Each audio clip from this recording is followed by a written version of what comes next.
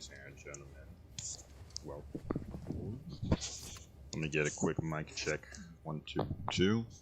Make sure that all my audio is working here, and we'll get started.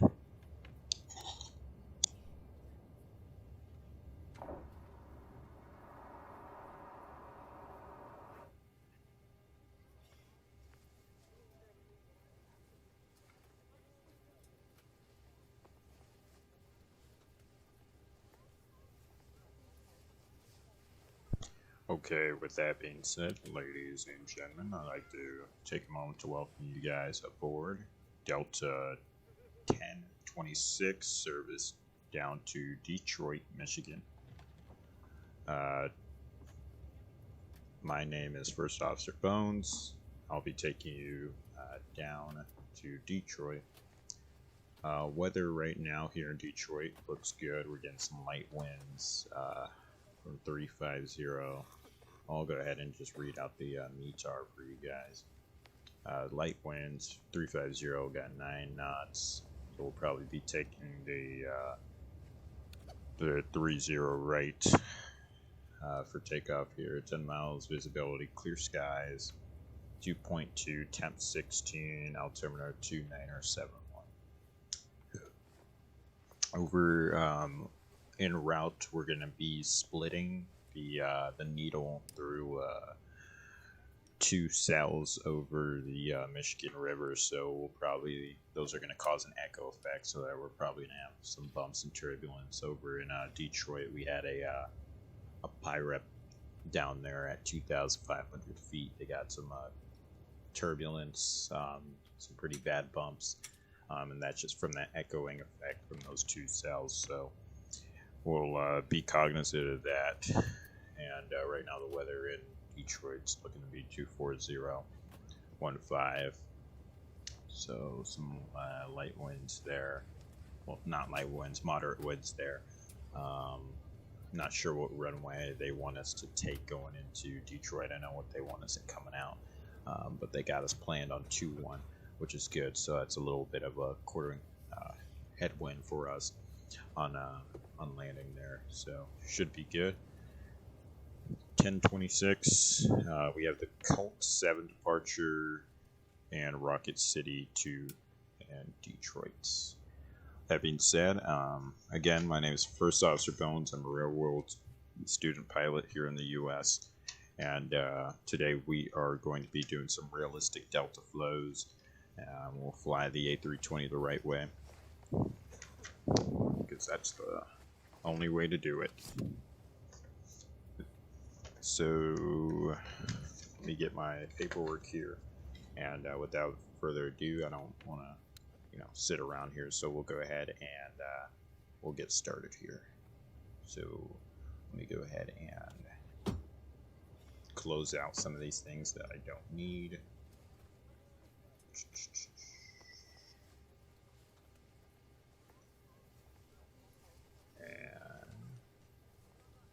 We're good to go. Okay, cool.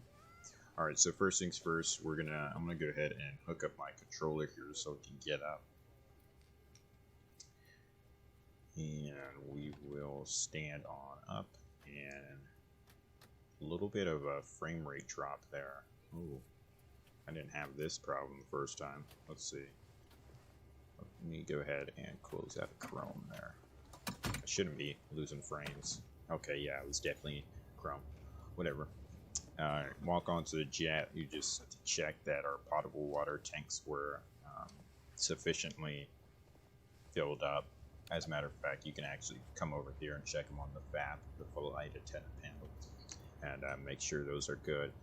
If those were low, you'd have to go and call maintenance, come fill it back up. All right, coming on in. Let's do this while we're standing up. We're going to go ahead and check our circuit breakers, make sure those puppies are all locked, and make sure those are good. You want to also make sure that you don't have any red flags or pins over here that would prevent you from flying. So you want to make sure that those are not there. We can also check our safety equipment, our PVE. We have 4 oxygen masks. Well, you require about 3 oxygen masks, 1 for first officer, 1 for captain, and 1 for the observer. Put in a new trash can or new trash bag. Make sure you got a fire extinguisher, smoke hood, gloves, crash axe, life vest, all that good stuff. Other than that, we'll come down, sit down, and we will go ahead and perform our power up. So make sure all our switches are in the right position. They are. Everything looks good. And we'll go ahead and turn on our bats. Make sure those are above 22.4.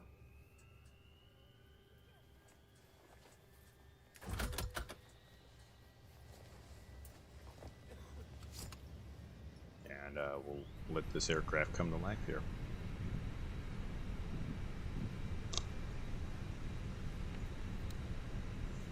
So we'll let this thing here come to life. And screens are coming on. While that's happening, we can come over to our EFB.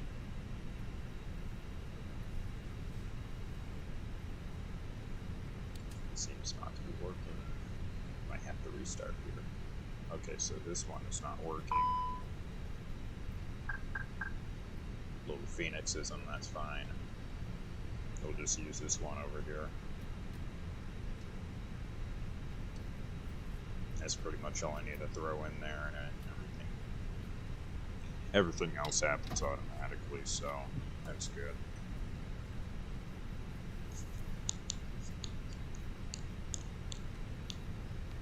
So that's good for us. Got a little master caution, that's normal. As during these first little 3 minutes of starting up the Airbus, everything's pretty much performing a self-test. So it's normal to get transient faults after applying AC electrical power to this aircraft for the first time. A couple hours. Computers tend to be left in awkward positions when they get shut off. So, and then you also have heating effects like heat soak back and whatnot. Looks like I have a thrust lever issue here. That's awesome. So it looks like the Fenix Airbus has waited until I started streaming to start having thrust lever issues. Awesome. It was working just fine. Not even a couple hours ago. So cool. We'll go in and we'll fix that first.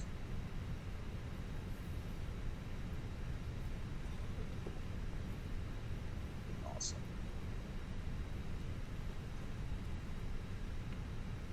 Alright, so we'll calibrate. Reverse. There. And we have idle reverse. Good. Idle. Good. Come on. Flex.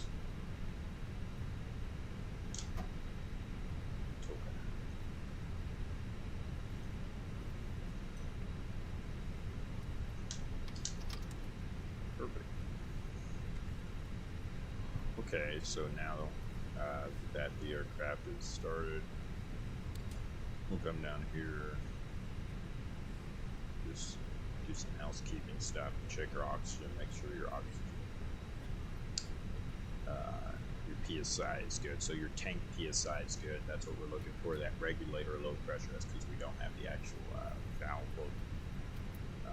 The regulator valve is not open, so to alleviate that, we'll go ahead and just turn that on now, but we can turn that on later in our flow. But Yeah, it makes no difference. Okay, so over here, engine quantity we're looking at, sorry, oil quantity we're looking at, I believe the minimum on the CFM engines is about 9.5 plus 5 for every hour the aircraft is sitting.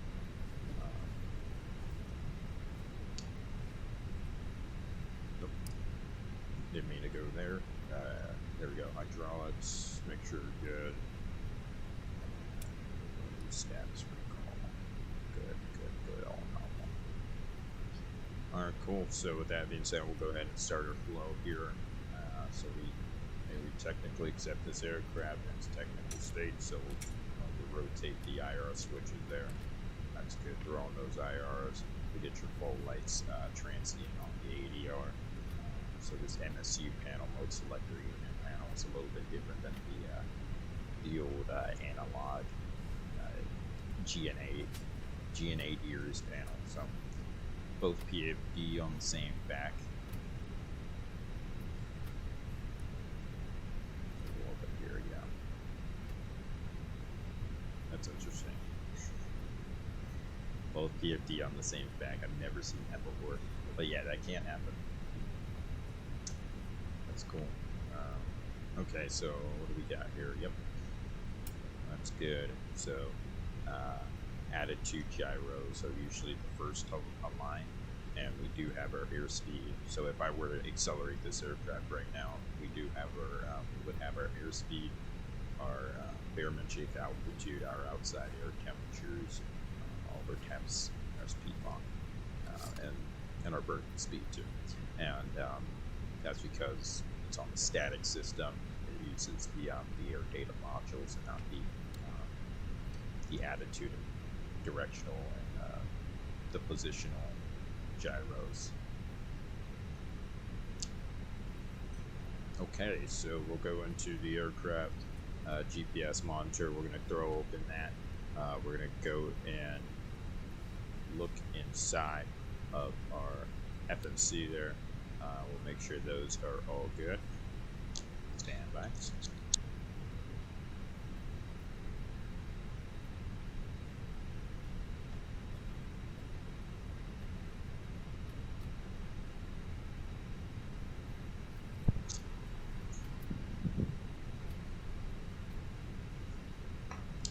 Okay. Should be a little bit louder now. There, so let me turn myself up. I just listened to myself and I noticed I was kind of low. Mic check 1, 2, and 2. Let me know how that sounds. Okay, 6 GPS satellites look good. Come over to our inner page and start uplinking.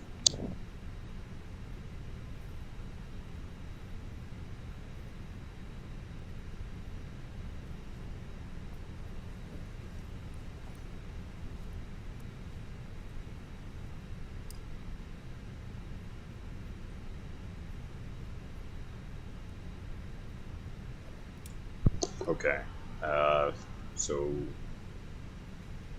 there we go. Sorry, I was fixing my audio.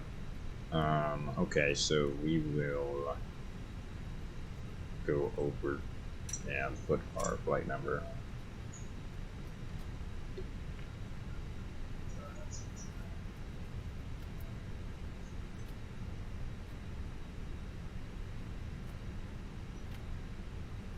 Let me know, guys, if you guys want any music or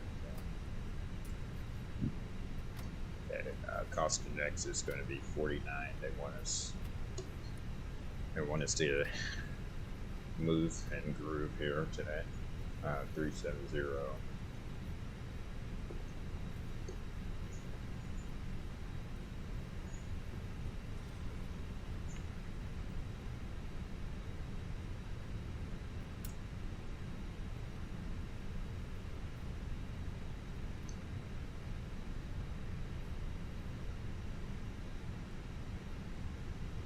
Okay. Sorry guys, I'm messing with my audio here. I'll stop there. Okay. It is what it is. If I'm too quiet, we'll see. We won't know until it's too late. All right. +16 and we will throw in our winds today.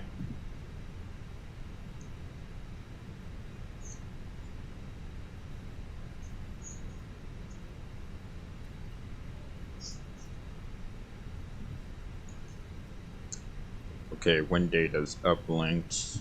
That's good. Perfect. That's good for their descent or VNAV calculations there. And then IRS in it. You want to check this. As long as it says align on ref. Sorry. As long as it says aligned on GPS, rather. You're good. Don't press the align on ref. You don't need to press that. The system should automatically align itself. If it doesn't, you press that, but you don't need to press that. I'm looking at runway 30 right for departure here. What are they doing in real life? They are doing, they're doing O left. You guys want to do O left or O right? We'll do, for now, for the short taxi. Let's see. Yeah, for the short taxi, we'll do O right. We have the Colt 7. With that Colt 7 departure, we are going to be... Ooh, cool. We have an MOA to the right of us, some restricted areas there. Okay, so 30 right. We'll get assigned a heading, and then we'll get a direct, and it pretty much depends on what heading we are assigned after departure. For jets, it's up 7,000. So we'll just go ahead and rebug that Duluth transition over Duluth VOR there. We'll open our plan mode there. Taxi, you can see it has it all loaded up in the box, so all our GPS points are all loaded up. And you have Colt, limb free, and sorry, I mistaken the Dell's VOR for the Duluth VOR, so that's called Dell's, not Duluth. I believe Duluth is DLH. So, Porzel, onto the arrival we have, we're expecting 2-4. It was one of the 2-2s, sorry, not 2-4. That was the winds. We're expecting for like 2-4, so let's see.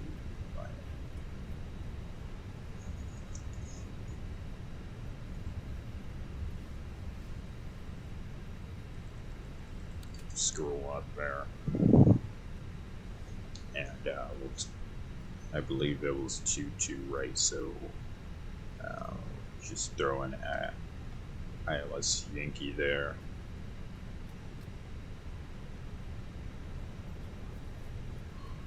And Rocket City there, Rock City,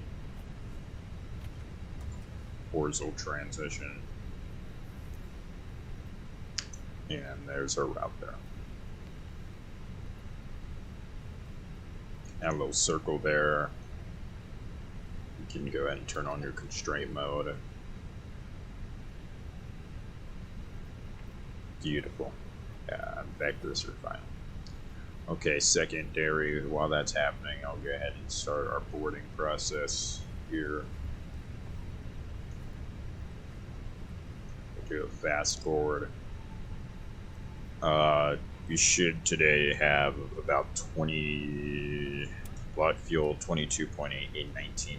Let me write that down. 19.3. 19.3 mins. Okay, 19.3 mins. Have that written down. A little sticky note right here or something like that. Or you can have your tray table out. That out. There. Alright, so now we're going to go into our copy flight plan. It depends on what company. Some companies do a contingency plan. Some companies just throw it in a copy flight plan. It really just depends. The company that we're simulating today, Triangle Bunch, they do their little copy acting. So right now looks good. In the prog page, you can put MSP if you want it. So we'll throw that in. You want to also make sure that your GPS accuracy is high. You're not having any GPS anomalies. Oh, I can't speak today. Anomalies. We want to throw it in our prelim weights there. So you want to throw in your weights off the prelim there. 124.0.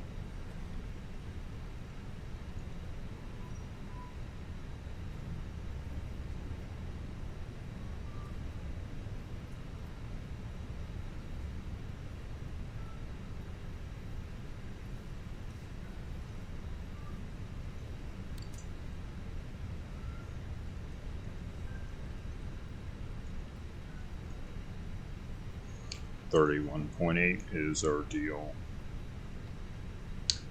and you're not going to see this populate until we dunk and confirm our block fuel here. So we'll wait. And fueler's fueling us up quick. And a high pressure hose. 22.7.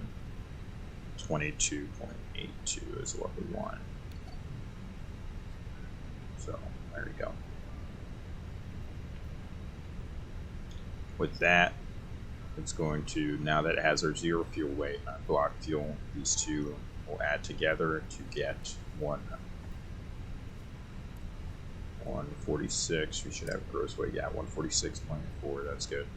And our landing weight is going to be about 140.6. So we'll burn about 6 pounds of fuel on this trip, which is correct. We have 6.2 on the trip fuel. Beautiful. And then our alternate today is going to be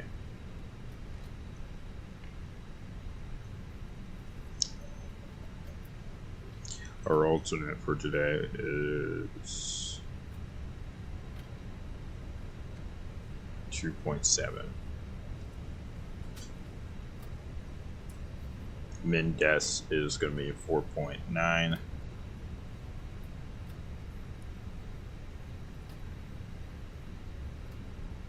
They actually have it at about yeah, so our plane is going to be 1.1. Okay, good. Looking good on the fuel. And we'll go ahead and throw in our numbers here.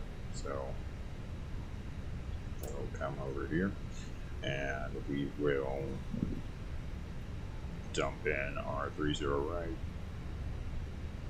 Sync our weights, make sure that they match with what's in the box first. So 146.8, 146.4.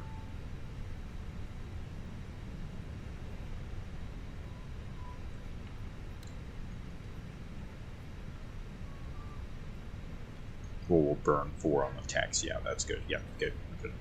Okay, and calculate while we're here. Since you're already getting fed that information, you want to go ahead and fill that out. And then you want to move with a sense of urgency, but you don't want to rush. Never want to rush. Never want to do something stupid and end up in a bad situation, which you definitely don't. You definitely do want to move with a sense of urgency here, or not even with a sense of urgency. Just make sure you're not sitting around clumming. That's one of the things.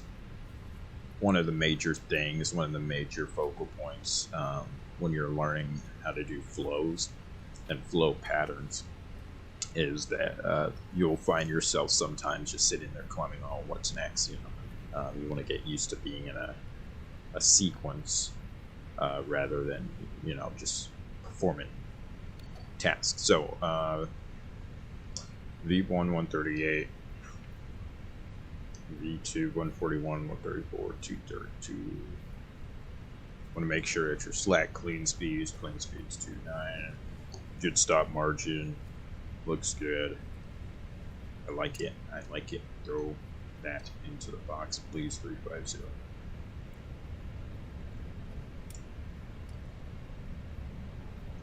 Quartering crosswind, clear skies, looks good. We'll make sure that's in the box. That's in the box and verify. Beautiful. And with that being said, I'll go ahead and do my flow here. So the pilot not flying would do this flow. So you come down here, start on your overhead. Let me make sure you guys can see.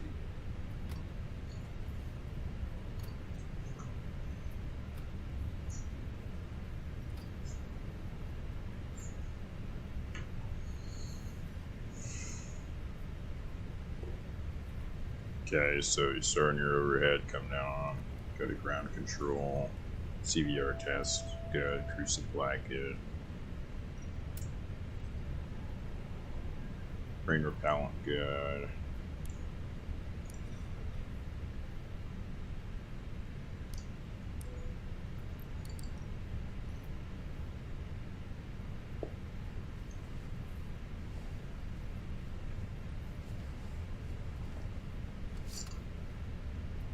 Fault lights on your packs, that's normal indication. Low compressor speed, generator, same thing. GLCs, gen line contactors are open. We're not going to do a battery test. Fuel pumps come, or they stay off. We'll do a fire test to scare some passengers here.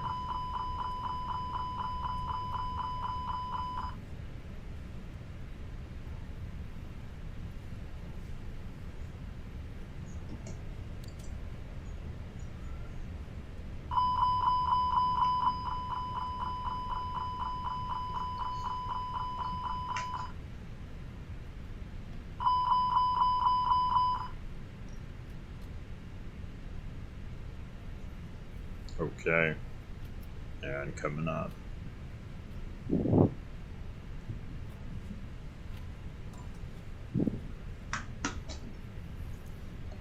Looking good, looking good.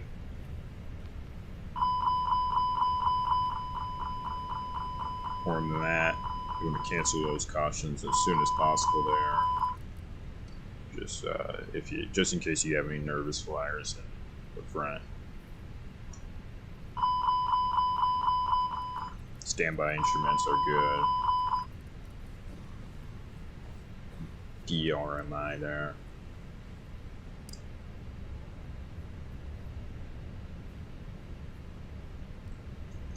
Perform an alternate brake test. Make sure that your triple indicator is good. It's in the green. Perform a test on your there. First levers to idle.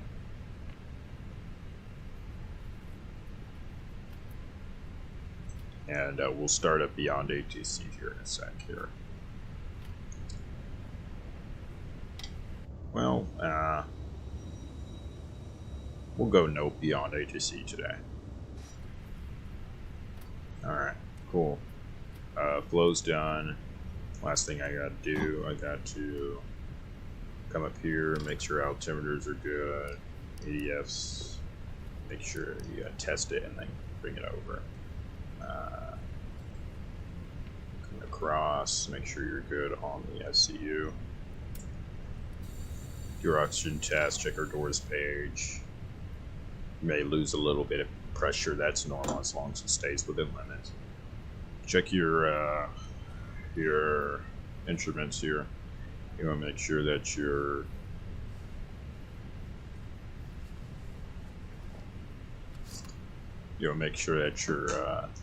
ADIs are good. Air speeds good. You want to make sure your ground speeds are good.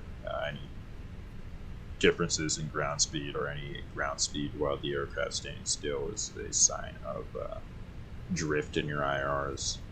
Make sure that you're heading your directional gyros lined up. Lined up. Good. Okay. That being said, instruments look good. I'm gonna check my press page here.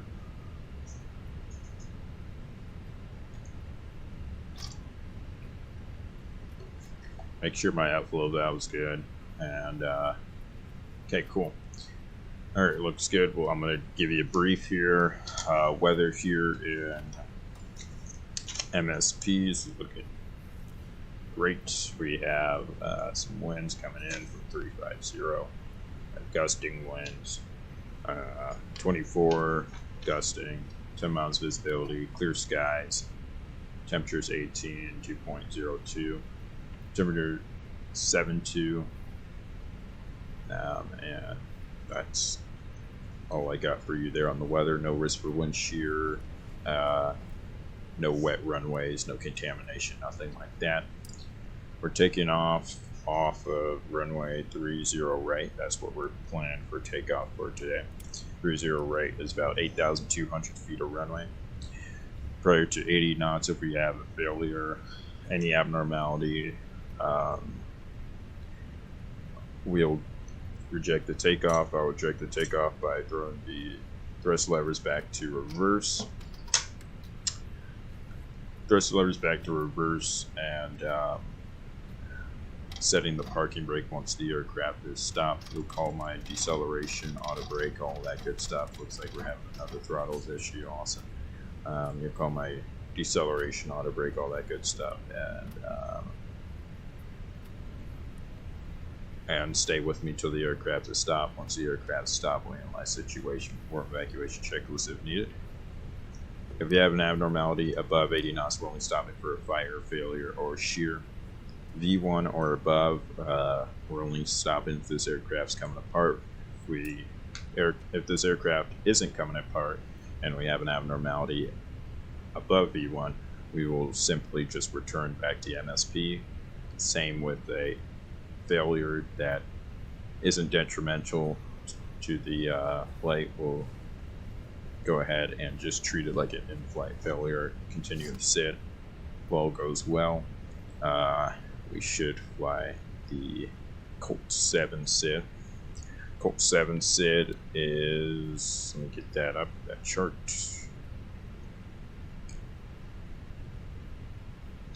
For the Colt 7 SID, be cognizant of the MOA to the northeast. We have a restricted area. Be cognizant of that. We come into within about a couple miles of it. We'll be given a heading on departure if we are given 220.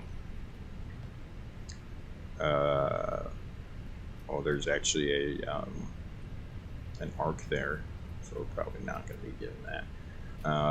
We'll probably just be given a heading and a direct to waypoint. But if we do get task saturated for whatever reason, we'll just use the autopilot and we'll slow down. We'll talk about it.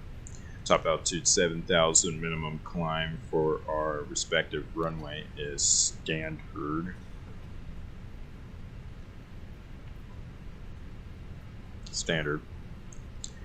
And that being said, I got nothing else for you other than our taxi there. Our taxi, we're going to be doing a 2-engine taxi, 5-minute warm-up, and you should expect dry runway conditions. We'll get what we get, read back what we read back. Keep your eyes and ears open for any cards, aircraft, anything that moves. And that being said, any questions, comments, or concerns? Questions, comments, or concerns? We'll come on down to our pre-flight checklist. We'll go interior and exterior inspection complete. Circuit breakers are checked. Recorder is on. Passenger signs on auto. Emergency lights to arm. Altimeter is 2972, 972, 972, set cross check 3 times. Flight and nav instruments have been checked. ECAM status checked. Takeoff warning has been checked. Radar is off. And radio's transponders are set. Okay, with that being said, everything looks good. Let's get ready for push. Okay, we are going to get ready for push, and they're going to go ahead and close the cockpit door. With that being closed, we will get a push back here.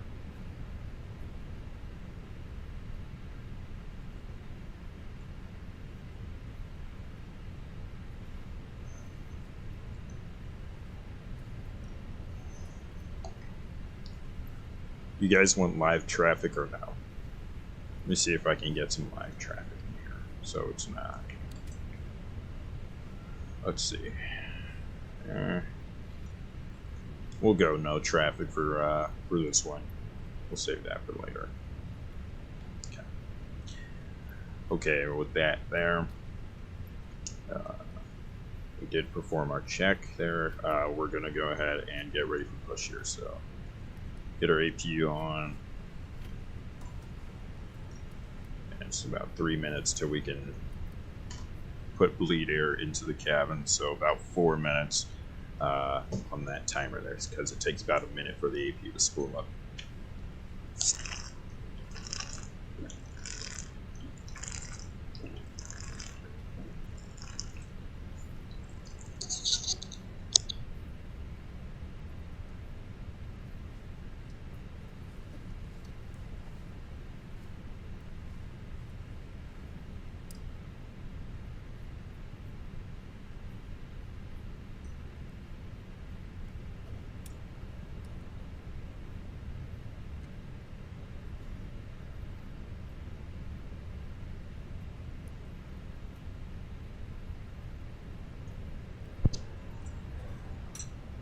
Okay.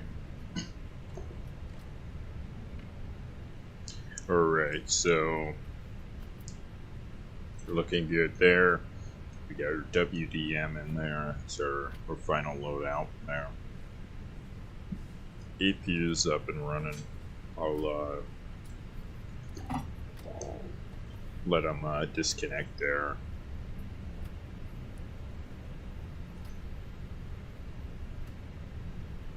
While we're here, we do a passenger brief. So, ladies and gentlemen, board.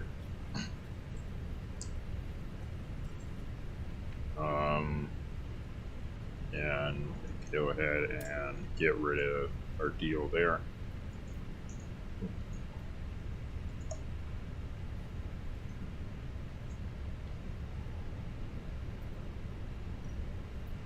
And we're looking good there. Okay. So now we're just sitting here waiting here, playing the waiting game.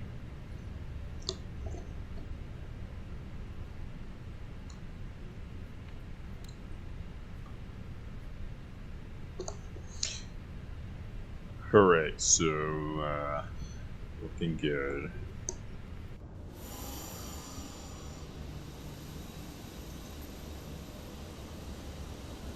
You guys want a different lighting, just let me know if you guys want to do like sunset or sunrise.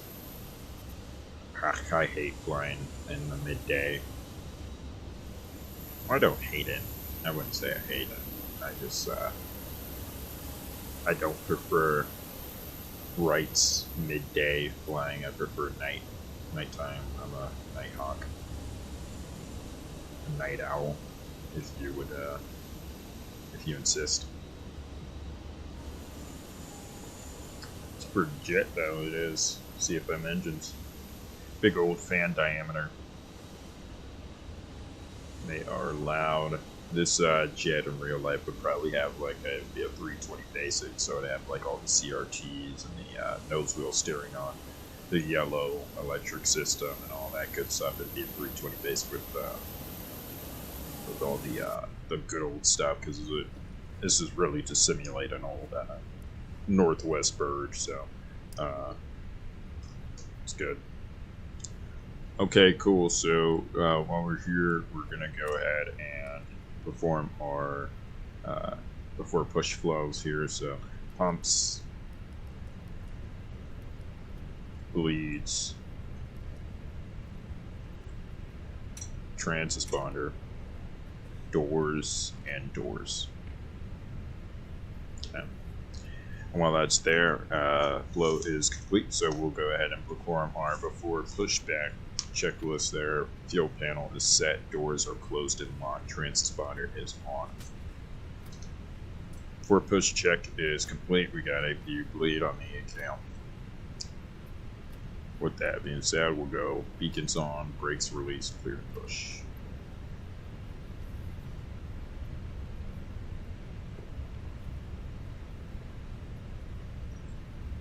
Start engine number 1. Starting number 1.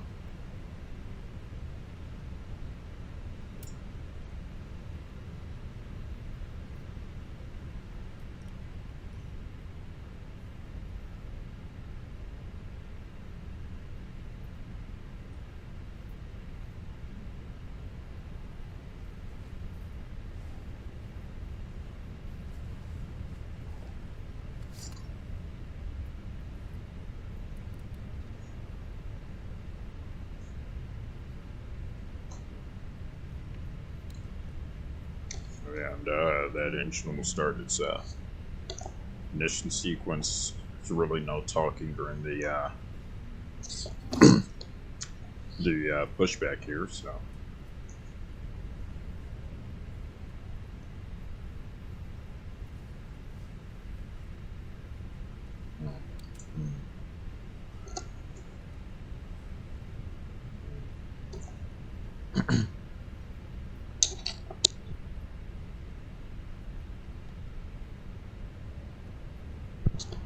Okay, so our number 1 engine has started. We'll start number 2 now.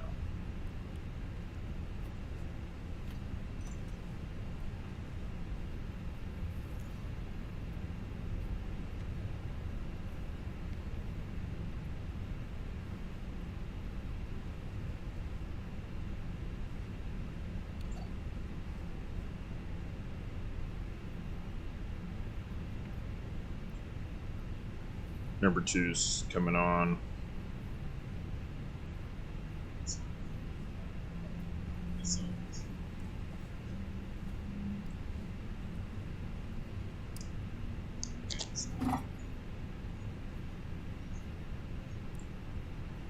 And looks like our aircraft, we got 2 good engines. Okay, cool. Status page clear. You want to make sure that everything's good before you throw on the chrono.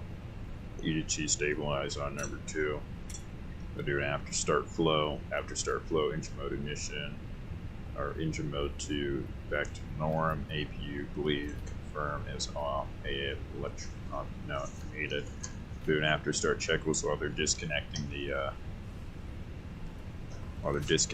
tug there. After start checklist is going to be electric pump as required, anti-ice is as required, ECAM status has been checked. No status message.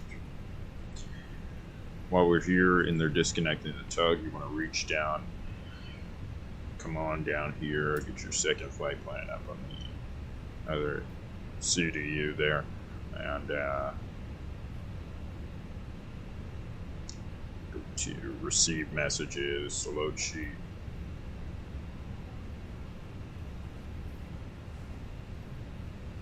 Sorry. There we go. And check, cross-check your deal there.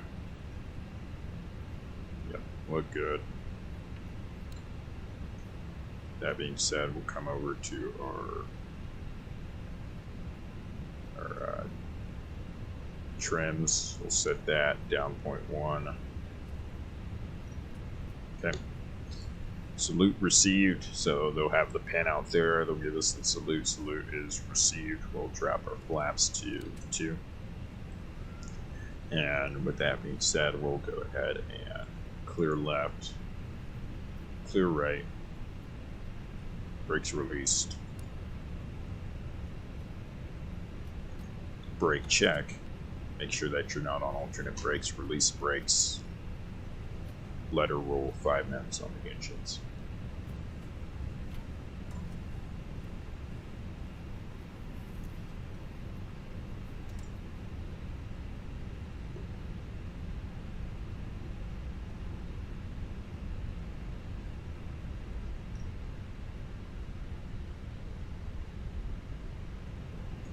So we'll start our roll here.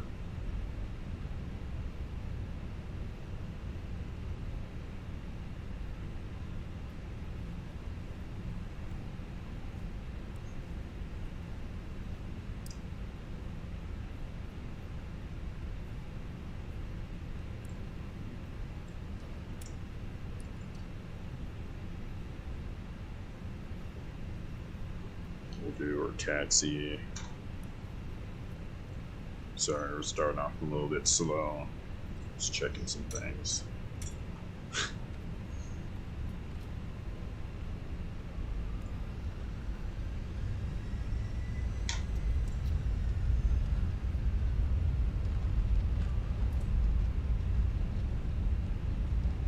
Whatever. Alright, well, we'll start getting ready for takeoff here, so let me get my checklist flipped. We'll do a flight control test here. We'll go full up, down, neutral left, right, rudder left, and right. Same deal with FO. The test is stuff. Okay, looks good. I like it. We'll turn on our weather radar. We'll do a taxi checklist now.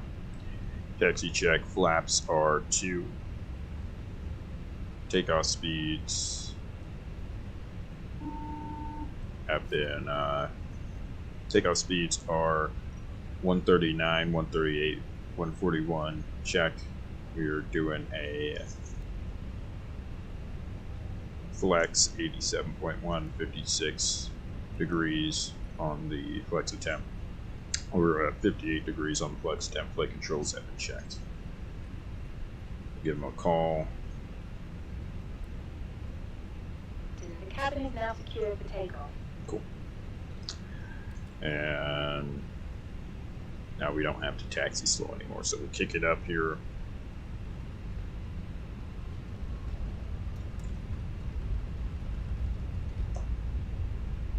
Cabin's now ready for takeoff. So we'll go ahead and just get ready here for takeoff now, since everything's pretty much good to go. Flight attendants, please prepare for departure. Come down there. Then you'd go ahead and captain would put up a speed brake there to arm. First officer would come down, auto brakes max, takeoff config, and then turn on TCAS. Once that is set, we'll go ahead and perform a before takeoff check. Before takeoff checklist, runway position. I got runway 30 right set. Flaps are 2 set. Takeoff memo is all green. Brake temps are set, so this aircraft is below. This aircraft doesn't have brake fans, so it's below 275. Takeoff briefing. Yeah, takeoff briefing. We're taking off runway 30 right. We have Coodle Colt 7 departure. Runway heading 301.2. And no airspeed, altitude. No airspeed or altitude restriction. We have to follow top altitude 7,000. Transponder is set TRRA flight 10-7 notified after start checklist complete.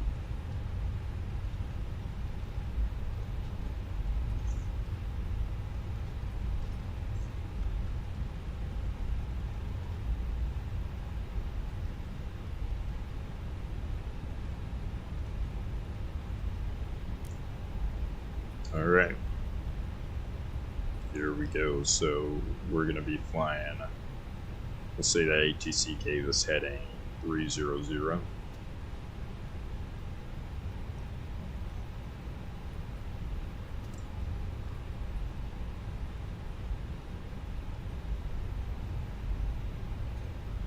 Clear left, clear on approach. Looks like we had a little quartering wind there, quartering headwind. Strobes and wings first, then your landing legs. And then your regular lights.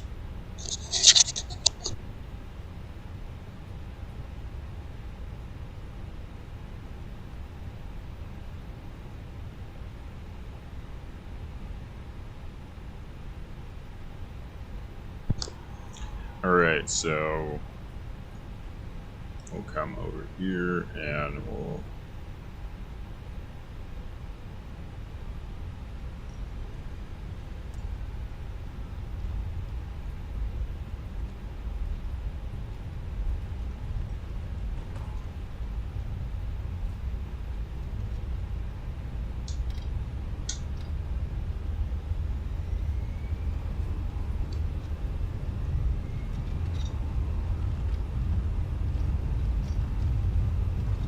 should be in flex.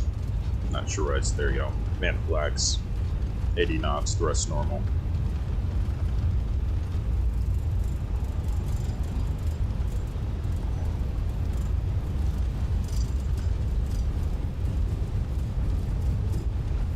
V1.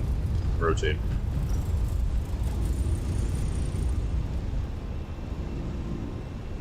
And pause to brake gear. Heading 300, please.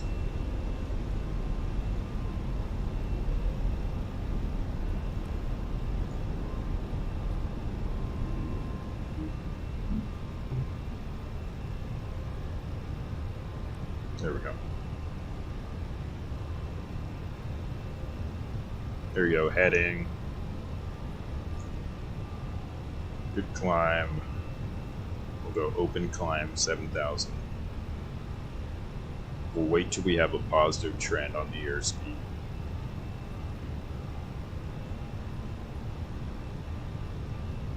Positive trend, first climb, open climb, heading.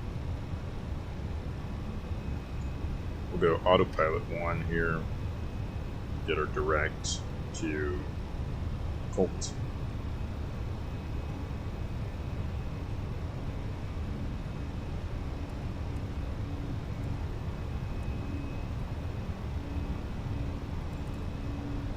Go flaps 1, please. And S speed, there's flaps up. After takeoff checks, many gears up. Flaps up, spoilers are down. There's a right turn there.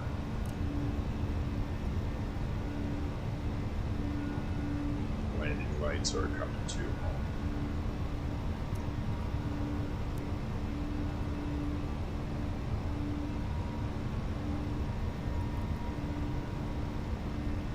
Looking good there.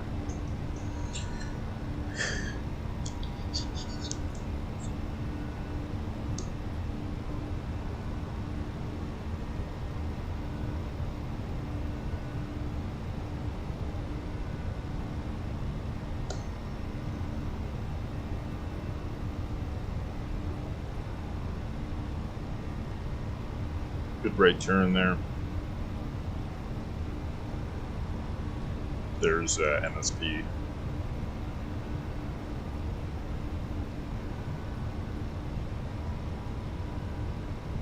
And we'll climb up to our cruising altitude today, 370. We'll do an open climb up there.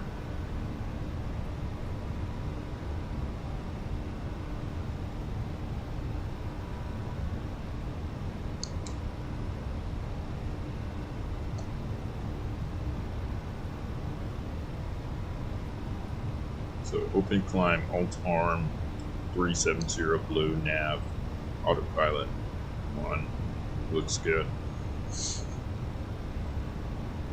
Cabin's pressurizing, just fine. Temps are good. There's the MSP area. Where's Bank of America? Bank of America Stadium. Is that down now? I think that's down there. I think we're looking at it. Bank of America right there.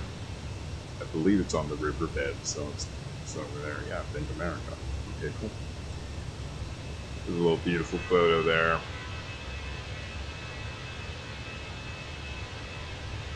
Looking good there.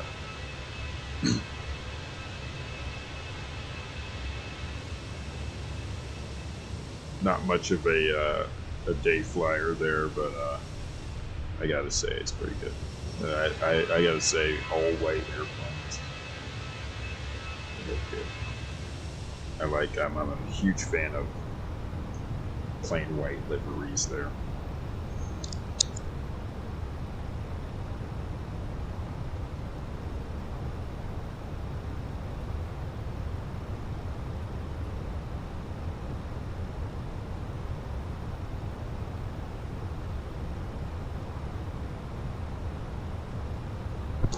Okay, there's 10,000 feet, so we'll go. Yeah. There you go, that's going to tell the cabin they can go do whatever.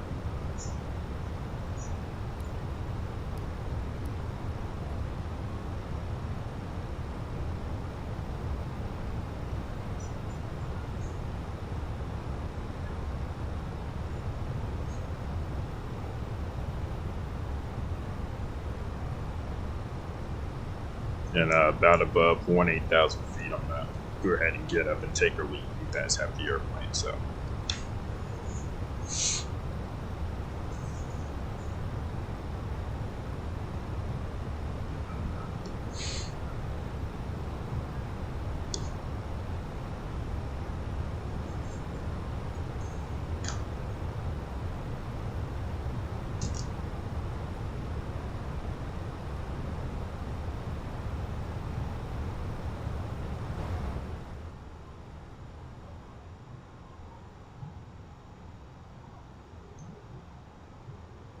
Okay, so looking good there.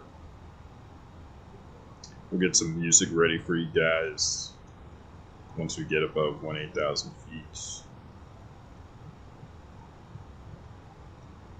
So let me get that prep for you guys. And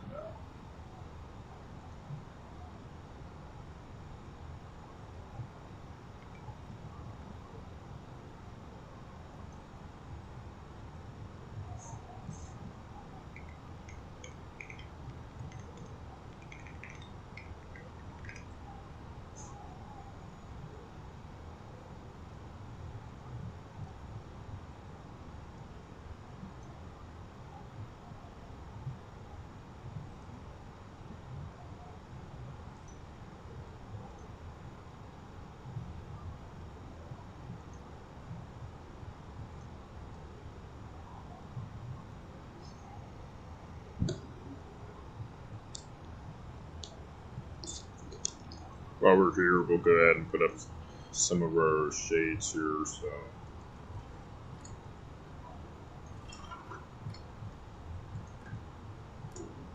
we'll leave this one open now.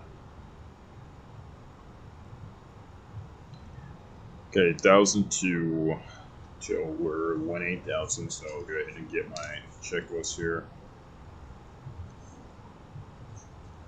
and we will go standard, and 1013 in Packards there, pascals, hectopascals, and I'll climb check, altimeter, standard, cross check. There's a transition altitude there. That being said, I'll go ahead and get some music going for you guys.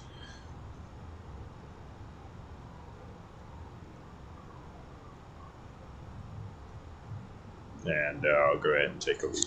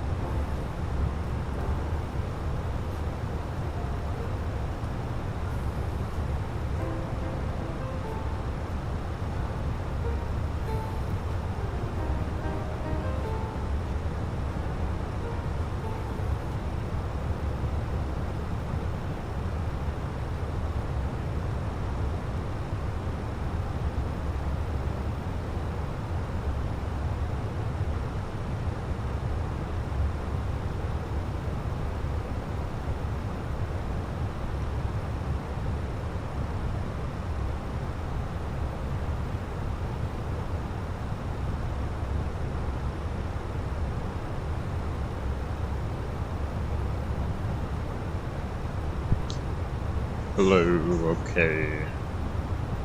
So, back, and we are going to pass through 290 to 370.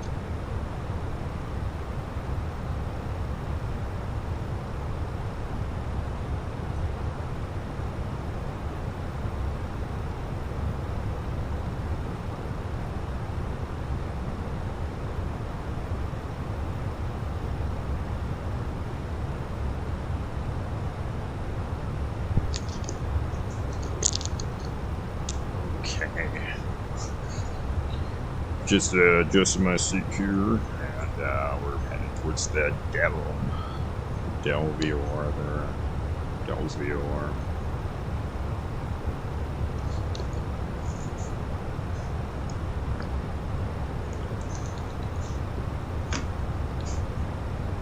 Alright, coming up, we're going into our perf page here. Yeah, 252 until top drop there. So we're good. We'll start prepping at about 180. I've been watching that weather. So we have south to the south, southwest, and a south to the northeast. So we're, which is that over there, and that's over there. So that's cool, and that's modeled. But we're flying straight through those two. They're blowing to the east, so we're gonna fly straight to them, through them, and we'll probably have some turbulence there. We should have some bumps on the arrival, so what we'll do is we'll tell the flight attendants to prepare for arrival a little bit earlier than schedule, and that's what we got. That's what we got going on for right now, so it's good. Let me go ahead and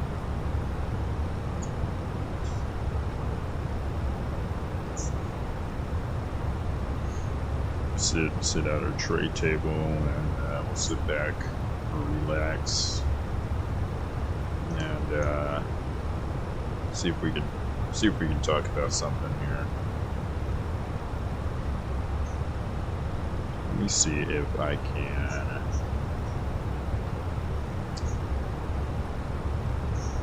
Maybe we can do a systems talk or something. But yeah. So we'll see if I can do this streaming stuff a little bit more. So I'm hoping that you'll probably see a rise in me streaming probably after the next couple weeks, because it's been a busy busy at work, busy work week, so you'll probably see me do a lot of streaming here just in the next couple of weeks once we finish this little contract job I'm doing. So that'll be fun. As a matter of fact, I gotta head out of work here in about an hour, 30 minutes, which sucks. But it's all to living the student pilot dream, I guess you could say. My thoughts on Spirit Airlines collapsing, man, that sucks. So what that's gonna do, I'm looking at it from a pilot hiring perspective, right? Spirit Airlines captains and first officer. First of all, that's a very unfortunate situation to happen to them, man. And heart really goes out to them. But most of Spirit Airlines' employee base, just from what I've seen, I don't know if it's true or not, but they kind of look like the younger 30 to 40 year old age range, so they still got a decent amount of years left in terms of career longevity. But a lot of these guys are probably going to go back down to, they're either going to get scooped up by a mainline or go back down to a regional or to they'll get a private job, corporate job. So what that's going to do, that's going to fill in a bunch of gaps right there. Remember, these guys at Spirit, they have 121 experience, so they can walk in the door and basically get pretty much most aviation jobs, or most of what these companies are looking for. So they'll just be able to walk in and get a replace their old job. That's a bad word. That's a bad way to phrase it, but you know, they'll be able to walk in and fill gaps. And unfortunately for us up and coming, so I'm working on my instrument rating now. So us up and coming pilots, what that's gonna do to us is that might worsen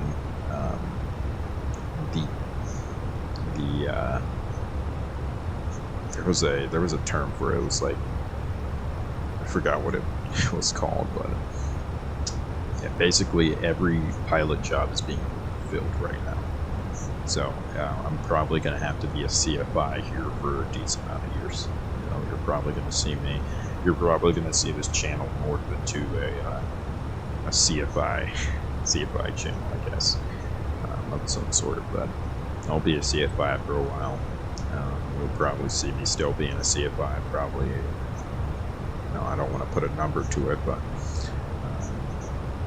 yeah, this channel's not going anywhere. So I'm here to stay.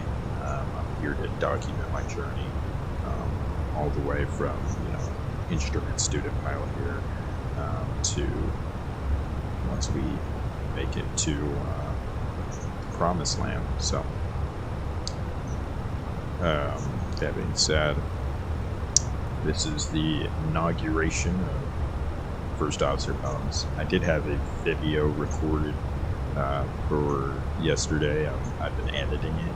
I just don't like how it is. I was gonna fly the space shuttle.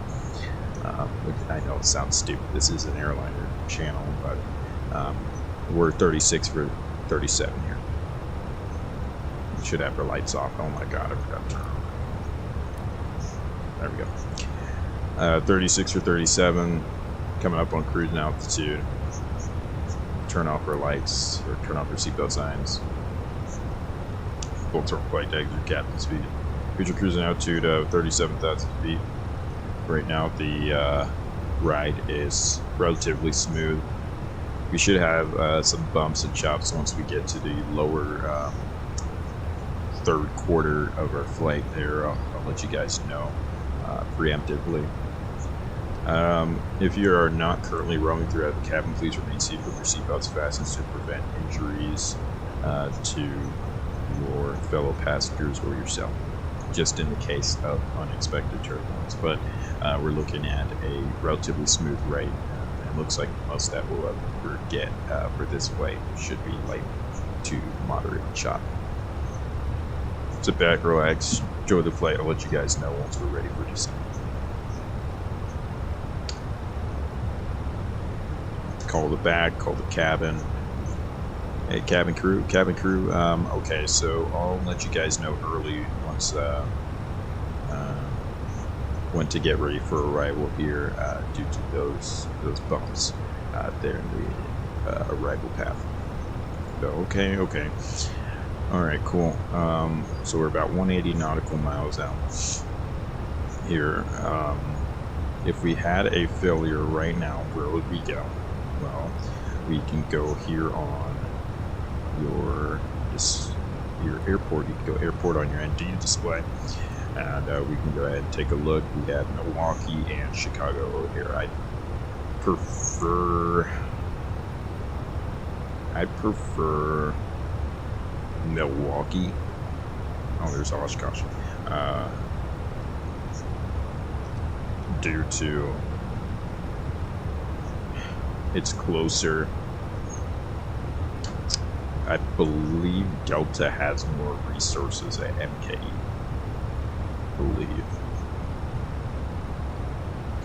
But that's cool. What you can also do here, you can do some cool things with this. we can go into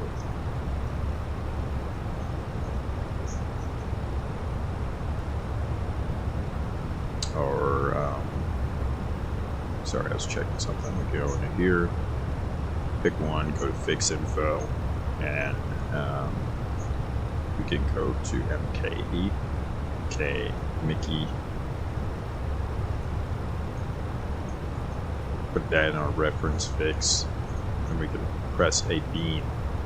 Now draw a blue line, a beam line with our flight pattern.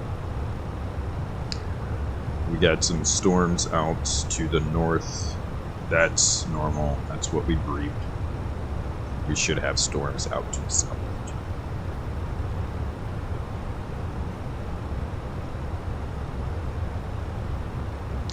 Looking good here. Okay, we are going to go ahead and prep for our arrival here. What we're looking at, what do they want us to land on? Let me go ahead and first start off by opening flight radar here, flight radar 24, see what they're landing on, and we'll choose what they're doing in real life. So they are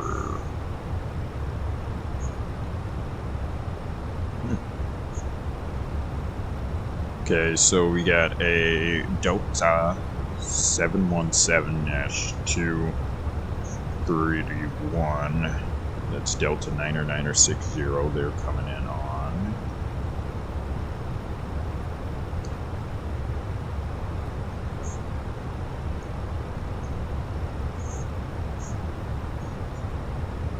They're coming in on runway 22 left. So what do we have booked? There, let's see what we got booked. 2-1 left. So we'll choose 2 left. We'll do that. Because that's closer to parking. That's closer to parking, yeah. That's a shorter, yeah, that's 2 left, yeah. Okay, that's shorter to parking, yeah, we can definitely do that. Matter of fact, what we're gonna do, that's perfect actually. 12,003-foot runway. What we're gonna do is we're gonna do a no auto brake landing due to the dry runway conditions. Well, I gotta consider our. Let me not get ahead of myself. Let's go ahead and consider our winds here. So.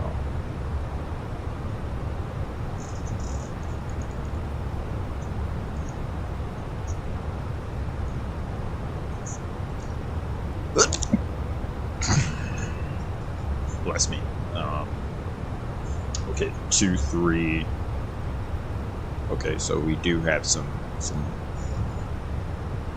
headwind basically. So we do have the headwind, 23 knots. So that's perfect for us. Actually, that is perfect. So no auto brake there. And what we're gonna do is we're gonna go ahead and we're gonna roll out. We're gonna de-rotate, roll out, roll the aircraft down to. One of those later taxiways there, Kilo, I'm looking at Yankee 4, Yankee 3, onto Kilo, roll onto Kilo, and it should be just a nice little straight taxi in. Oh, we're parking at the South Terminal today? No, we're not. We're parking at, yeah, we are. We're parking at the South Terminal, and we should whip around on Kilo there, so that looks good. We'll take a look at our arrival here. It's the Rock City. Rock City, not Rocket City. It's Rock, or just RK City. Alright, we have the Portsmouth transition.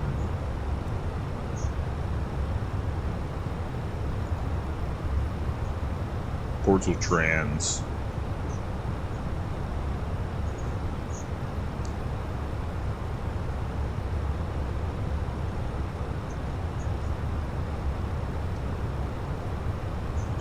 We have Chef Bucky.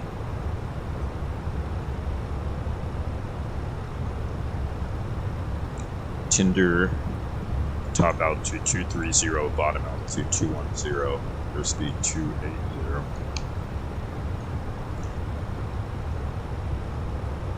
Freely, top altitude 19,000, bottom 16,000, 280 on the airspeed there. Swims, top swims above 12,000. Rocket City, tops 13,000, bottoms 11,000, airspeed 260. Dream, top 10,000, bottom 8,000, airspeed 230. Volley, final fix, 6,210, vectors for E. Runway change here, 2 to left is our deal. Okay, vectors for the ILS 2 to left. No transition. What do we got here? Oh, it wants us to redirect. Hold on. So Corzel is our next fix. So yeah, it wants us to redirect. So we'll go ahead and pull heading there. That's perfectly fine. Corzel, confirm. Corzel. Should get your ILS 2 to left. Boom. And we will manage up. Should manage up our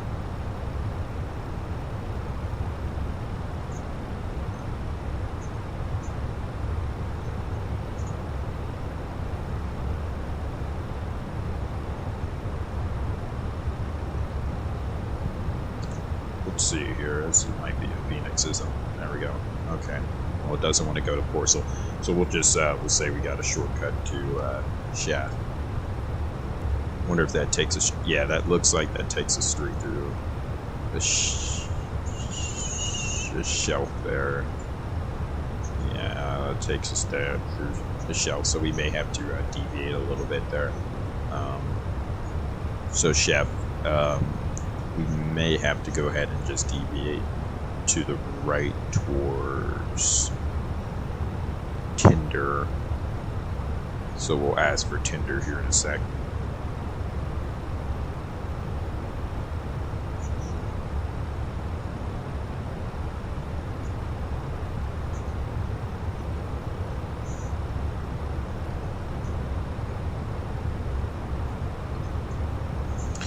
That's our deal for the arrival there. Notams look good. For the approach, we're taking. Go ahead and fill that in now. Taking runway 2 to left. No PRM.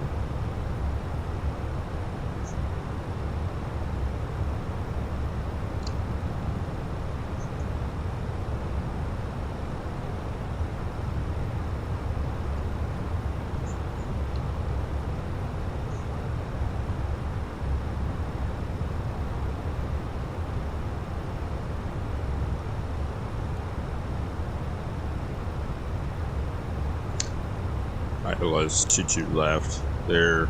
We'll turn on to final there.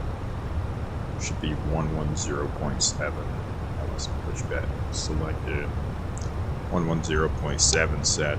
216 is our course. It's good. Showing 23.4 nautical miles out, but that's an anomaly. It's actually showing I have, which it should be showing IWC, which that is correct. That is how it's supposed to be. So we're so far out that it's tuned a closer radio station with the same frequency. Once we get away from that radio station, it will automatically tune to IDWC. Runway landing distance is 12,000. Not going to do any auto brake. We're good on landing. Weights. ILS 22 left. I'm not going to brief the full chart there, because we'll do a visual ILS backup here. MSA is 2,800. If you get lost, misapproach altitude 4,000. Expect heading and altitude. If we have to do the publish, we'll climb to 4,000, heading 216 towards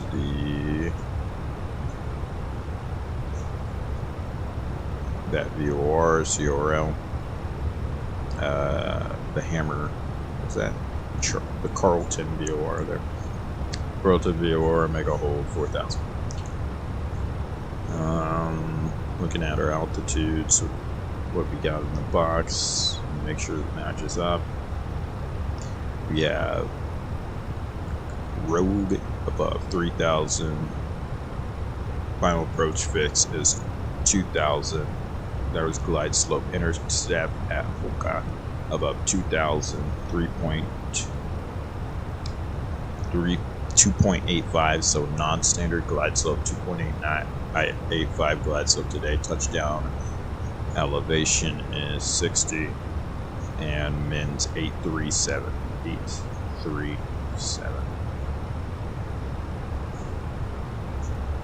It's not where you put it. Can you imagine? No, it's not 837 degrees outside. It is more like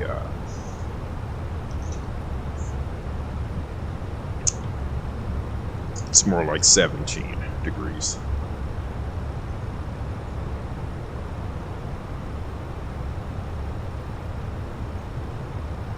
And it's we got winds 230 at 23.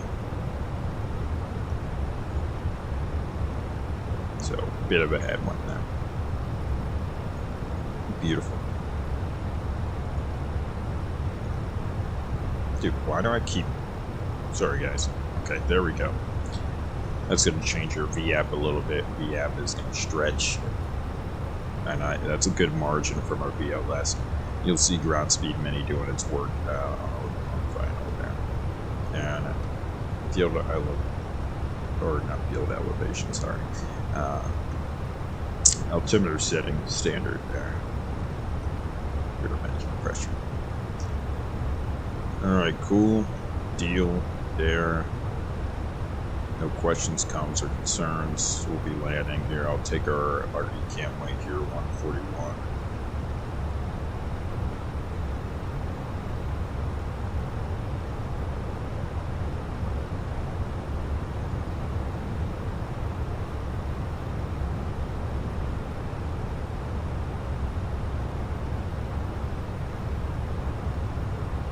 We're looking good there, and everything looks good there, so no questions, comments, or concerns. I'm going to go ahead and scroll down 6,000 preemptively.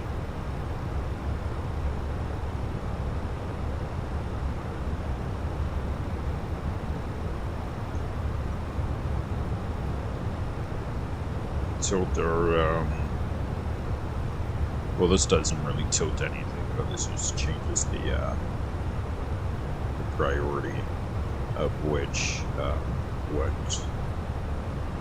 interrogated information is shown on the ND.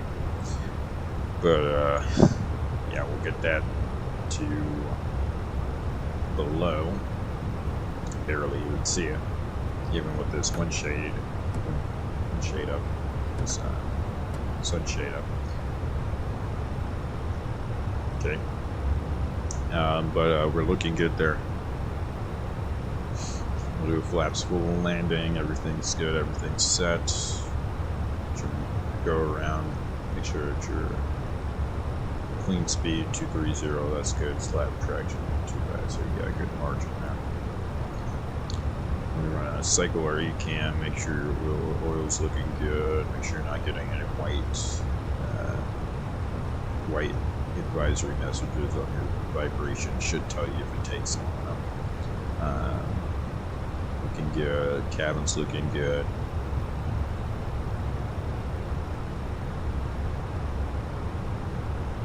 Flight attendants, please prepare the cabin for landing.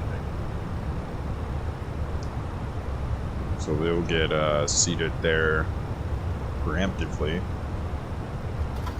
I'll close up my tray table and we'll get ready to get down here.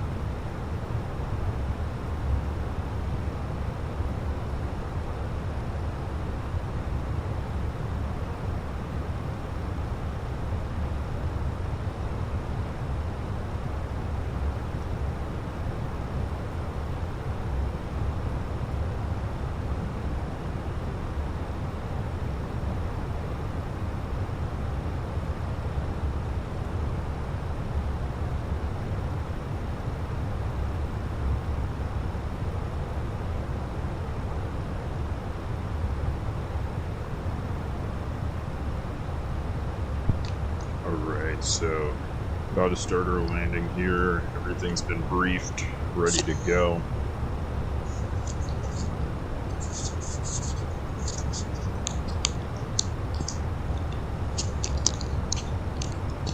Alright. About to take our final sips of water here. Prepare to have your spines compressed. I'm joking here.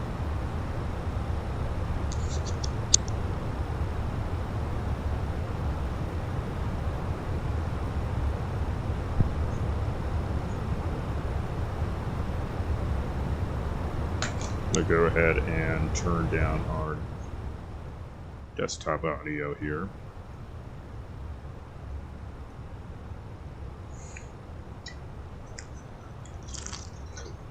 And top of drop's coming up, so one thing you can kind of take a look at is go over to your per page, and you can still see that we still have 19. So usually you want to go ahead and start your drop, your descent here about 10 nautical miles out. So that would prevent a rapid nose down, nose diving moment there, and it just it feels like a smoother descent for the people in the back there if you initiate your descent about 10 miles out.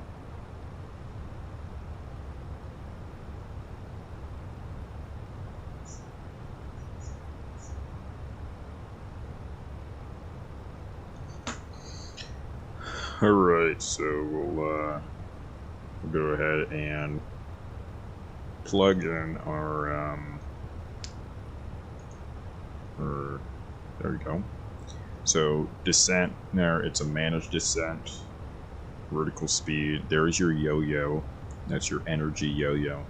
You want to make sure that the aircraft is on that. It's good for what the aircraft is now going to do. It's going to commence a linear negative 1,000 foot per minute descent gradient until it intercepts our VNAV path. Once it intercepts the VNAV path will take priority and it will follow that down the chute. Right now, the indications that we want to see is Mach, or interchangeable with speed. Descent, alt, that means our alt is arm. If we had any major alt constraints, which we do, once we get closer to those, it should, once we intercept our path, sorry, it should go ahead and we should get our alt constraints indication in our number 2 column there.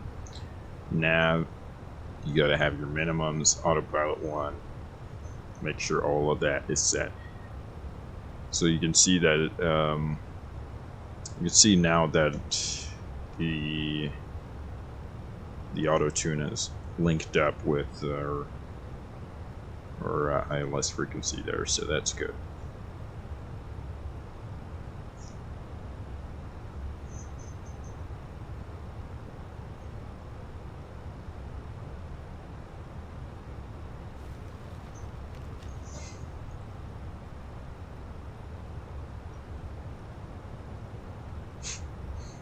Alright, we'll go ahead and put up our sunshades there.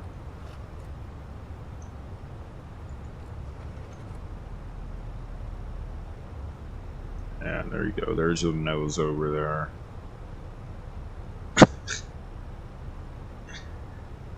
Yeah, it's good old Fenix nose over there. We'll go ahead and throw some boards out there. It doesn't matter where you place it, it's gonna go ahead and deflect the same. It's not like a Boeing where the the lever angle is dictates the level of deflection on the spoilers. Speed Burke, so get your Speed Burke, ECAM, make sure that your cabin is descending, that's good. Outflow valve, come over to your Perch page, make sure your outflow valve, everything's good there. Should have a descending cabin altitude. Delta P is coming down too. So it's going to aggressively eat that, aggressively chase that yo-yo as hard as it can. That is correct. Make sure my seatbelt signs are on. They're on.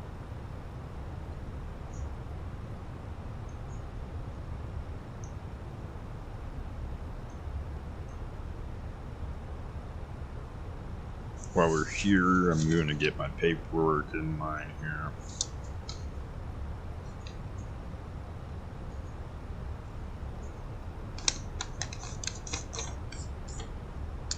Okay, so descent checklist, we'll commence that at flight level at 18,000 feet. So 18,000 feet. We got a good tailwind coming down. Oh boy, this is a good flight. We're getting lucky with the weather here. We got a headwind on landing, so we can get a good rollout. And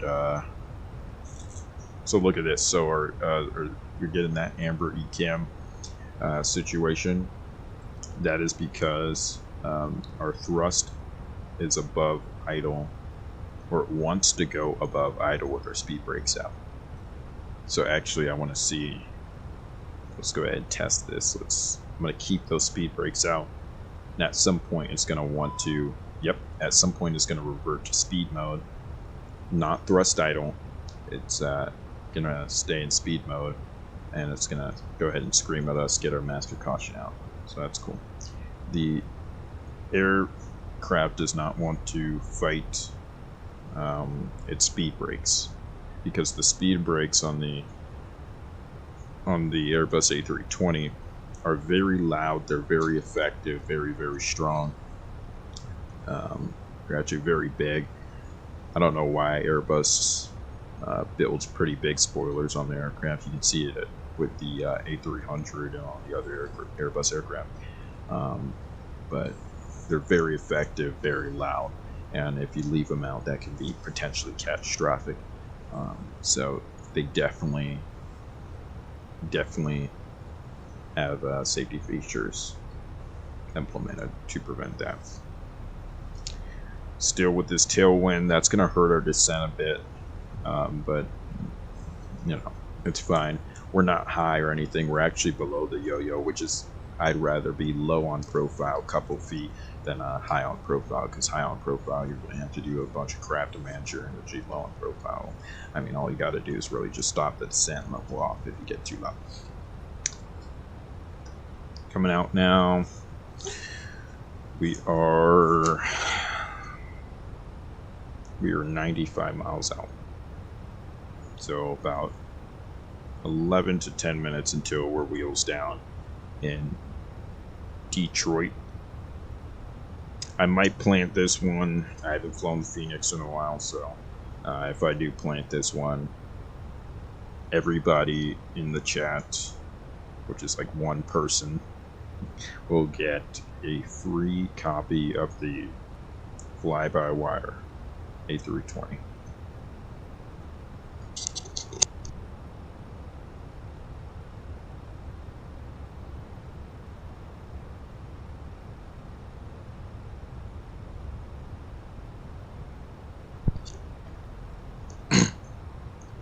Okay, so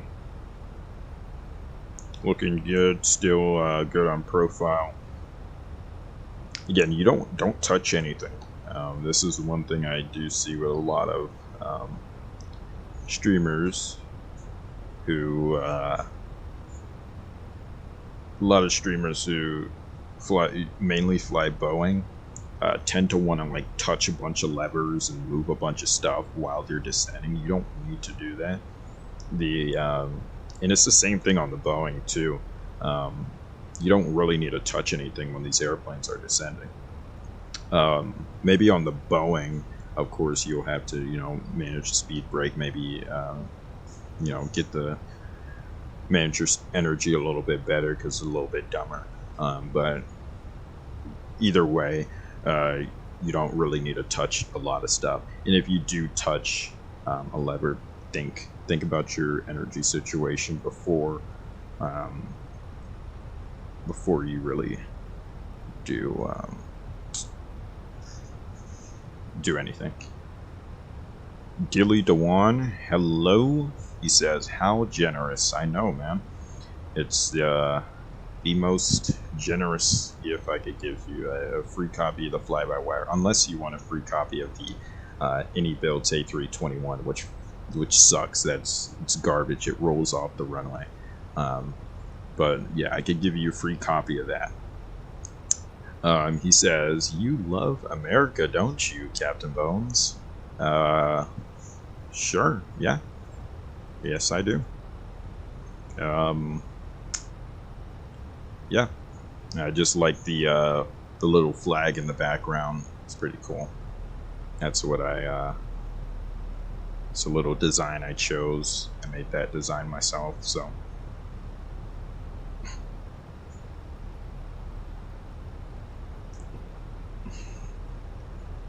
Alright, so 1-8000 here, so we have transition level 1-8000, 902, we'll set that. Set our altimeters first.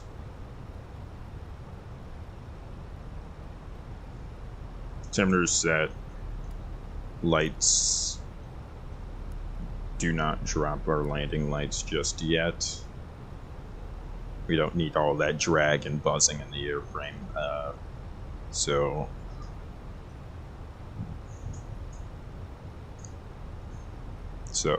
that's good.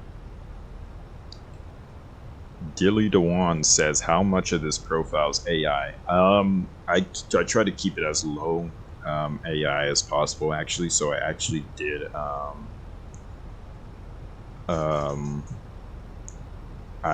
I did use it partially for like the little skeleton to like get the little hat on the skeleton, but I did use Photoshop to design the banner and the PFP.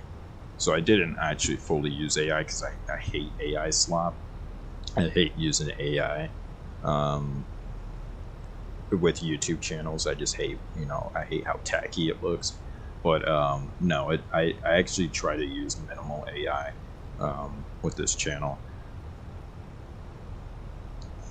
He says, I see the famous AI. What does that mean? What does that mean, Dewan? I see the famous AI.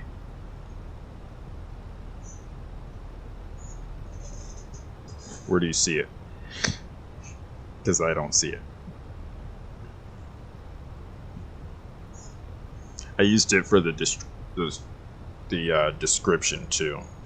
I mean, but who doesn't use AI for the descriptions? I feel like YouTube should have like a little embedded feature where it makes a description for you. But all right, transition level. I'm getting off task. Descent checklist. Altimeters 299 or 299 or 2992 set. Cross check minimums 837 set. Landing data has been set. We have a VAP of 141. VLS 133. Flaps full. Approach briefing has been complete. Auto brake, no auto brake for today. And seatbelt signs are on.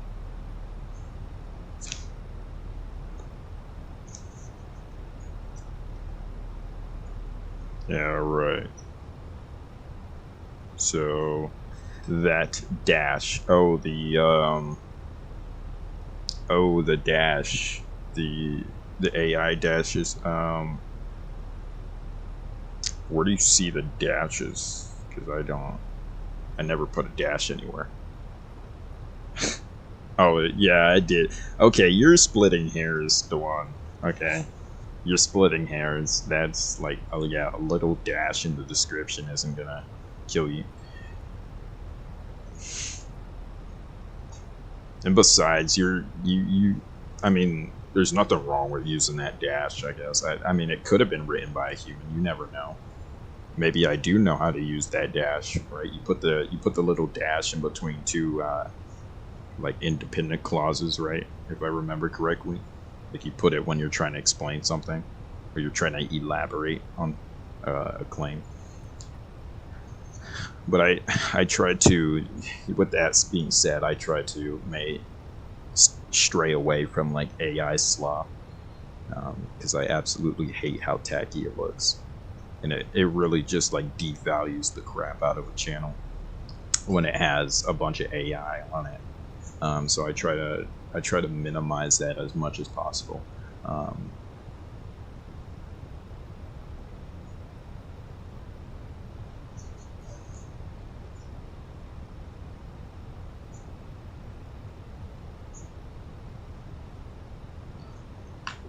Yeah, so here we are. We're looking good on final. Not on final. We're looking good on profile. And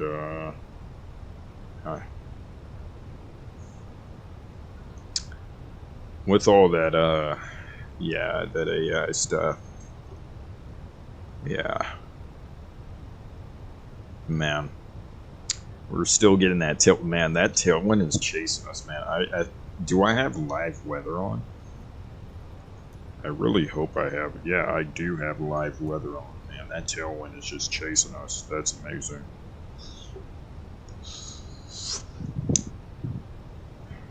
Yeah, that's absolutely awesome.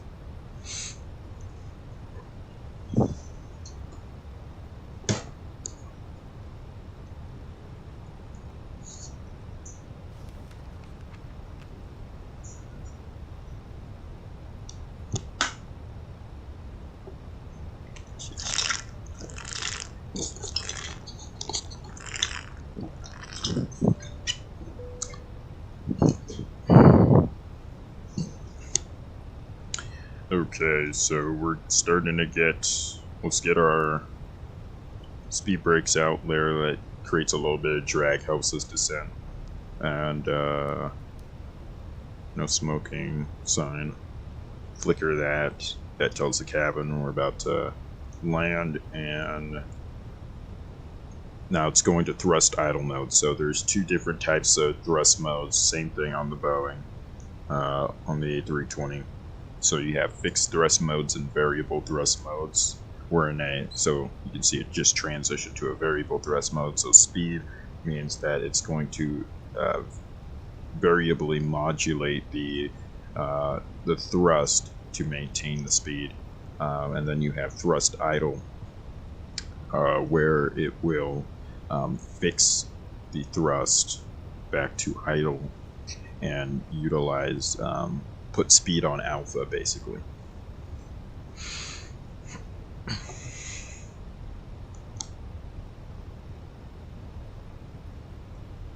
Coming over Detroit. I never knew Detroit looked like this. I've only flown here during the night in the sim. It has all these little like lakes and ponds here. Yeah, that makes sense. I mean, that's interesting. Again, I'm more of a night flyer in the sim, so I prefer flying at night.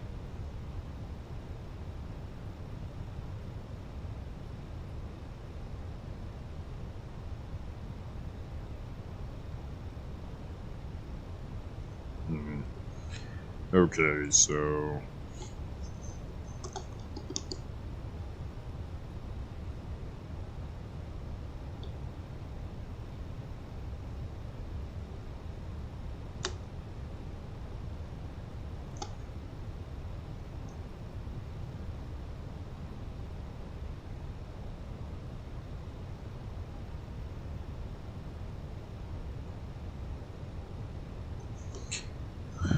yeah, so for any of my coastal guys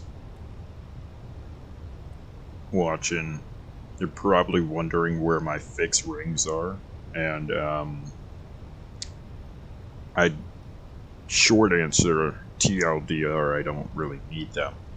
So on the Airbus A320,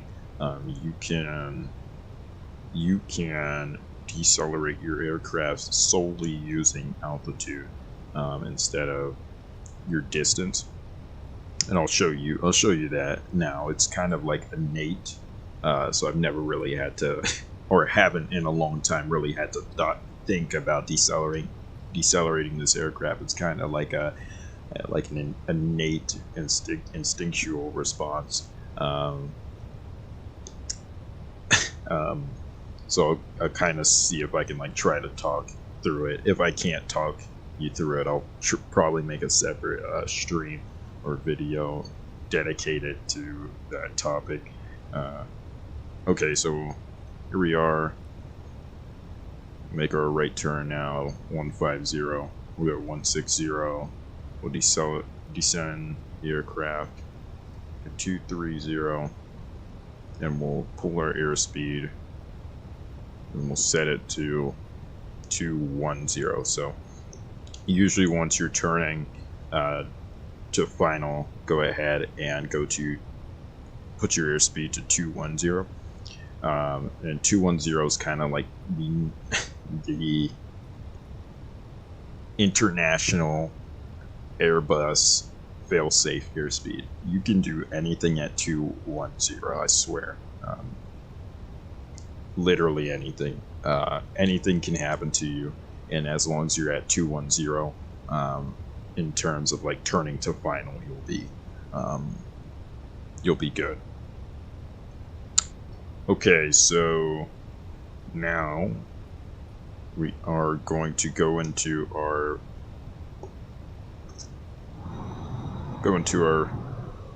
MCDU, make sure that's good. Hi, Captain. The cabin is now secure for landing. Cool, why are you calling me at 5,000 feet? It's interesting. We'll have a talk about that later.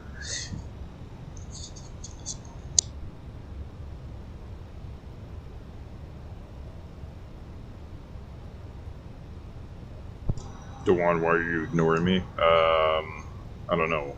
What'd you send? I'm not ignoring you. I literally responded. Are you talking about the,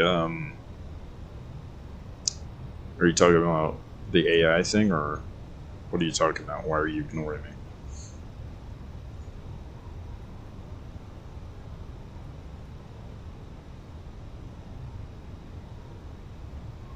There you go. That auto thrust a little bit clunky and slow. You want to be careful with that. That was kind of a strange maneuver. You'd actually be having like little dews coming off the wing if we did that. That's pretty cool. All right. A little bit of G load there. I'm gonna go ahead and arm up localizer here, and we will set her just 3,000 there. Once we get close, and we'll make a right turn 180. Once we get close or to intercepting, or we actually intercept our localizer, you want to go ahead and set speed. So we have open descent there. You want to go ahead and set speed 180. So there we go, loc capture, loc star, set speed 180, flaps 1.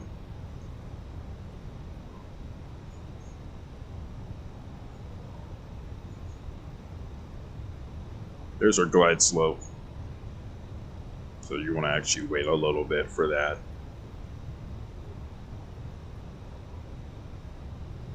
So 1.8, you want to use a little bit of speed brake there, because you can already, about the Spirit Airlines thing, where is that? Where'd you put that? Like Instagram or? Okay. Flaps 2.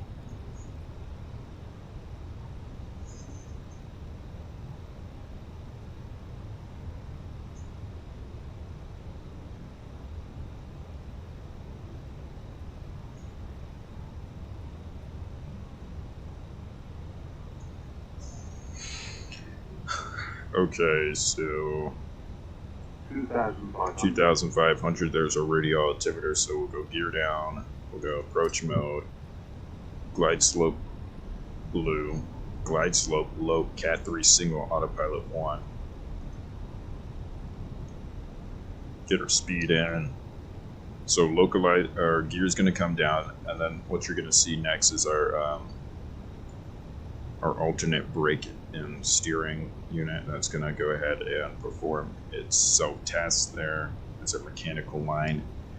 Flaps 3, flaps full, and a landing check.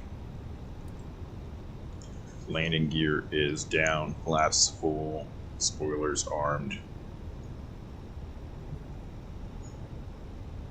Missed approach altitude 4,000, set glide slope.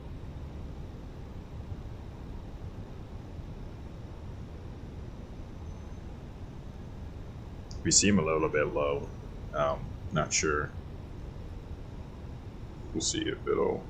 Or about Spirit Airlines in your comments. I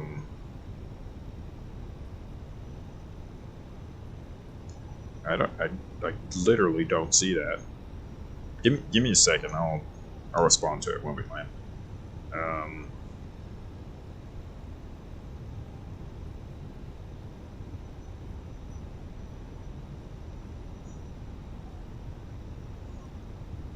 Okay, so alright, so we're looking good there. Localizer glide slope looking good. Coming down, looking good.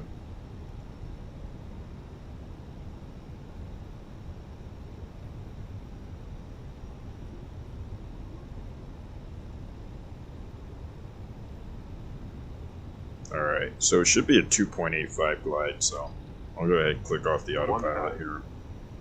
We'll hand fly it.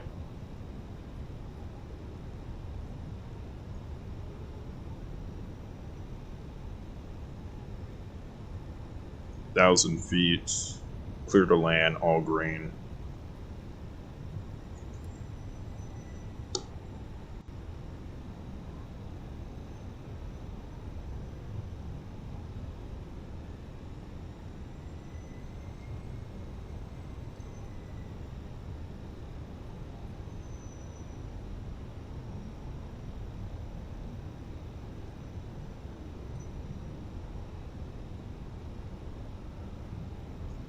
So we have a headwind, so we can use that to our advantage here.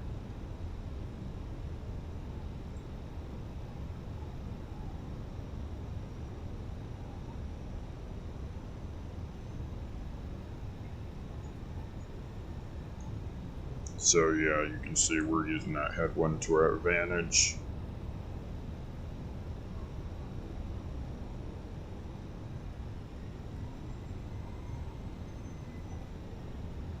Under the boat.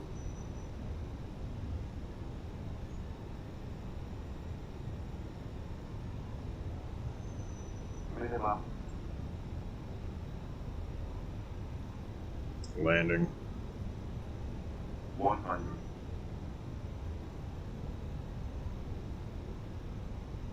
50, 40, 30, 20, retard. 5.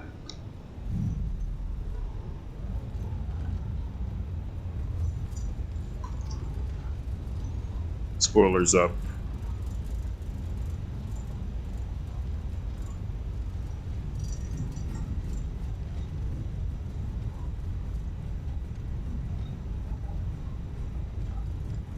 $80. Not my best approach. We definitely did have some sync rate issues there. And then we landed a little bit long, but that gets the job done, man. Any landing you can walk away from is a stellar landing there.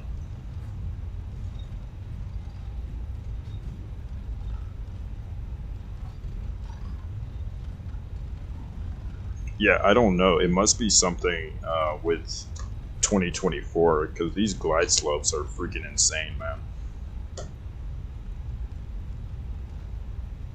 Yeah, that glide slope is freaking.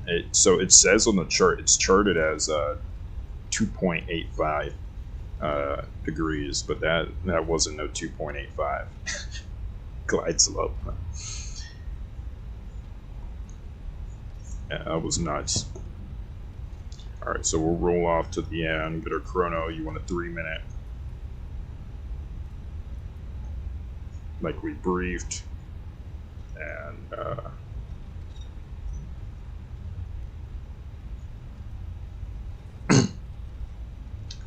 I wonder where you said Spirit Airlines, because I literally don't see it. I'm gonna restart my. I forgot to get the recording going button. That's fine. I'm gonna restart my chat viewer here. Okay, so we're going to go ahead and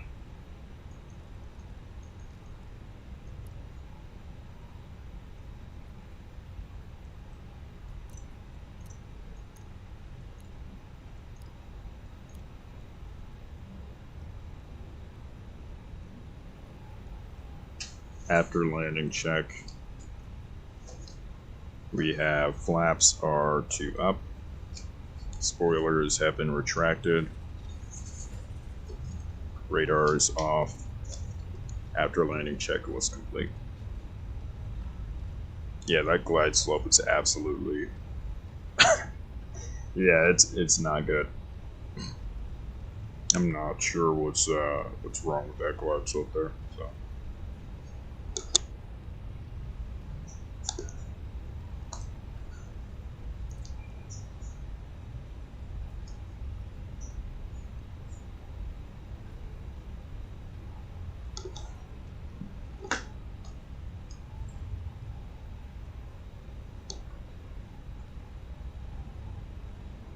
but hope you guys enjoyed. That was kind of like the first little iteration there. We'll have many more streams to come, many more things to come, and many more things to do, but that kicks off the First Officer Bones channel there. Plenty more things to do. Yeah, I'll just take you guys with me the whole way there.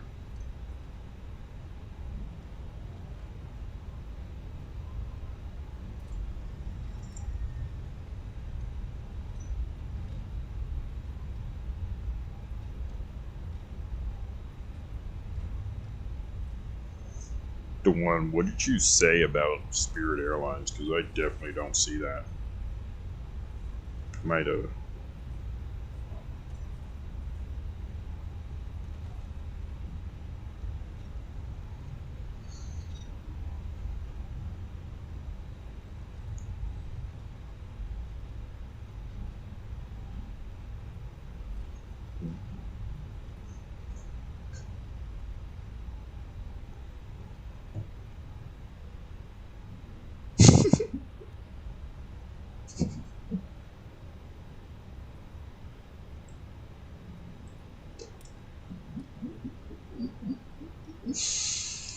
Oh my god, the one, you know why I couldn't see those chat messages, dude? Because YouTube freaking struck him down, dude. Oh my god. YouTube like auto struck him. I don't know how it did it. I don't know how you can see it on your end, but it, yeah, YouTube like auto. Dude, YouTube auto like, dude, oh my god, Dewan, you're gonna get yourself banned, bro. You're gonna like,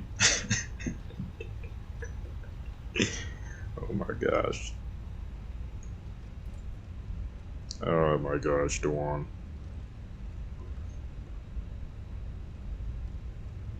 Yeah, they itch, don't they? Okay. Alright, we're turning on in. We'll swap our bleeds.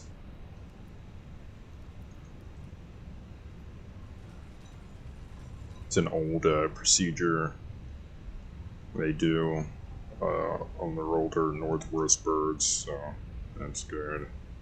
And old Parker.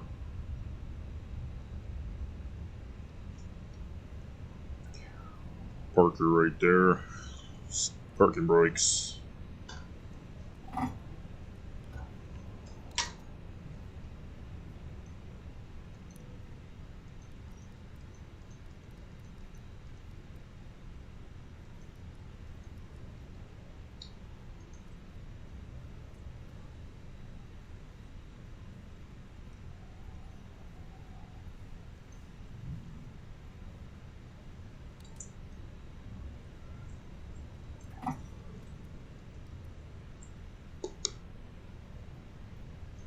Alright, so